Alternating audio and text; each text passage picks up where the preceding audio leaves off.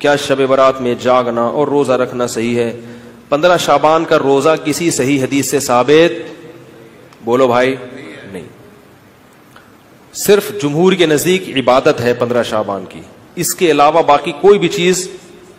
میرا اس پر بہت ڈیٹیل میں بیان ہے، یوٹیوب پہ سرچ کریں وہ بیان آ جائے گا. میسج ٹی وی والوں نے ایک انٹرویو لیا تھا اس پہ، اس میں نے دلائل سے ثابت کیا ہے. پوری مدلل بحث کی ہے کہ نہ اس رات میں قبرستان جانا چاہیے، نہ اس رات میں حلوے پکانے چاہیے، نہ اس رات میں الگ سے کوئی نہانا دھونا چاہیے، نہ اگلے دن کا روزہ رکھنا سنت ہے. عمل ہمارے ملکوں میں بڑے زور و شور سے ہوتا ہے، حلوے بھی پکتے ہیں، کھانے بھی چلتے ہیں. کسی دور میں پٹاخے بھی بجا کرتے تھے. ساری ساری رات نوجوان بارود لے کر اور پوٹاس لے کر گلیوں کے اندر پٹاخے مارتے ہوئے جی شعبان کا مہینہ ہے، اس کی خوشی ہے. دین اسلام اللہ کی دی ہوئی بھیجی ہوئی ایک ایسی زندگی گزارنے کے لیے رہنما شریعت ہے جس کے اندر اب کوئی اضافہ نہیں ہو سکتا، اور یہ عمل اضافہ ہے. اگرچہ اچھا ہے، کوئی یہ کہے کہ اچھا ہے روزہ رکھنا، بری بات تو نہیں، ہم بھی کہیں گے اچھا ہے، لیکن یہ اسلام اور دین تب بنتا جب رسول اللہ صلی اللہ علیہ وسلم کر کے دکھاتے اور پیارے حبیب کے پیارے اصحاب اس پہ عمل کرتے. جب یہ عمل نہ رسول اللہ صلی اللہ علیہ وسلم سے ثابت ہے کسی صحیح حدیث سے، اور نہ آپ کے پیارے اصحاب سے ثابت ہے. آپ کی زندگی میں کوئی 23 سال میں یہ مہینے بار بار آئے. 40 سال کے بعد تو آپ کو نبوت ملی، لیکن 23 سال کے عرصے میں آپ نے کسی ایک سال بھی صحابہ کو اکٹھا کیا ہو کہ آج جو ہے نا وہ شب برات بھی ہے اور آج شب معراج بھی ہے، تو آج آپ کو اتنے نوافل پڑھنے چاہیے، آج آپ کو اتنے روزے رکھنے چاہیے صبح اٹھ کے، اور آپ کو یہ اعمال کرنے چاہیے. امت کو اس بات کا حکم نہیں دیا. بسم اللہ الرحمن الرحیم.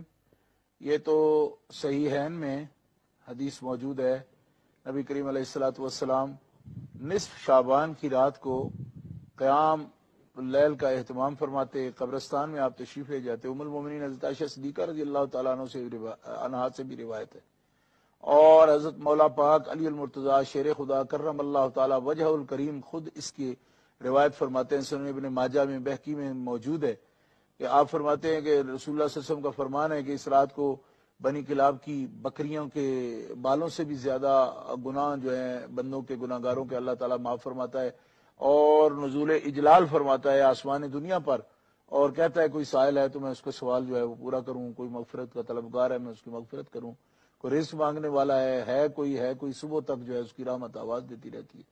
نصف شعبان کے متعلق ام المومنین حضرت عائشہ صدیقہ کی روایت بھی موجود ہے، اور حضرت مولا پاک علی المرتضیٰ شیر خدا کرم اللہ تعالیٰ وجہ الکریم کی روایت بھی اس پر موجود ہے.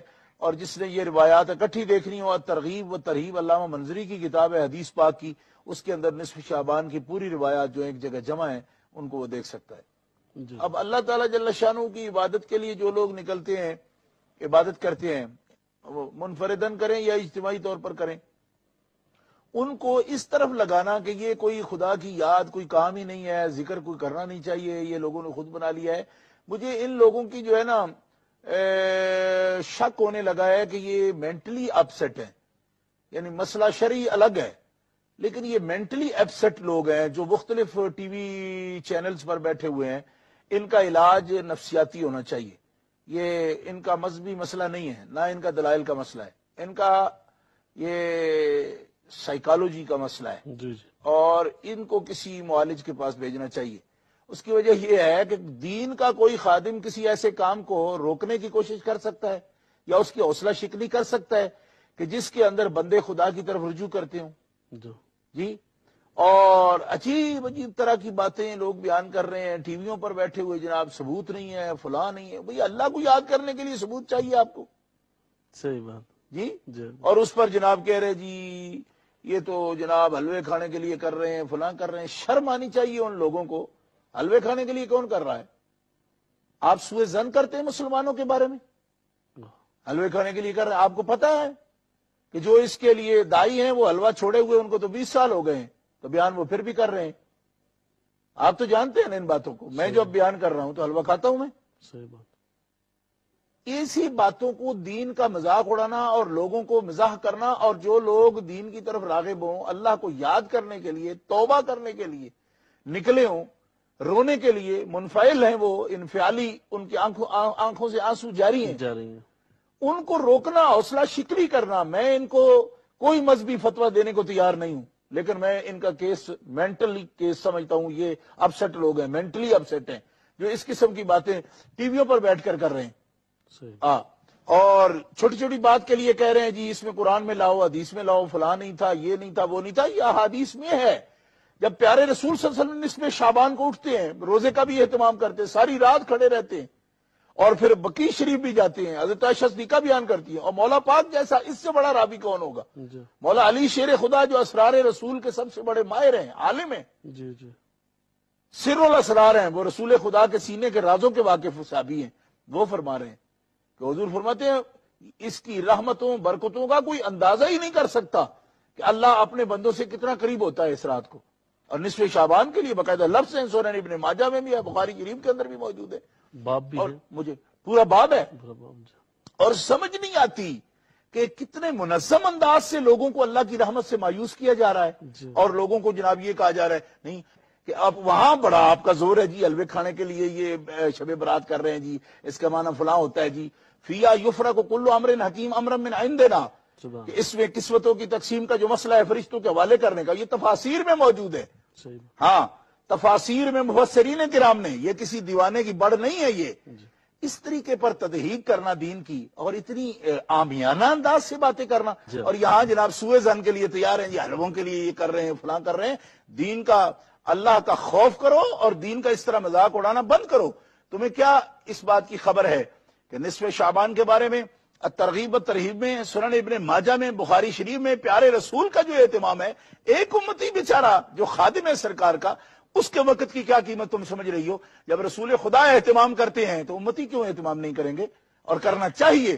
میں تو یہ کہتا ہوں کہ اللہ کی طرف رجوع کرنے کے لیے کبھی نہیں روکنا چاہیے.